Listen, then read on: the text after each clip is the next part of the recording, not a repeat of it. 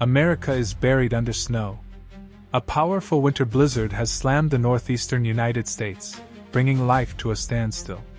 Several states are experiencing heavy snowfall, with some areas reporting up to 2 feet of snow.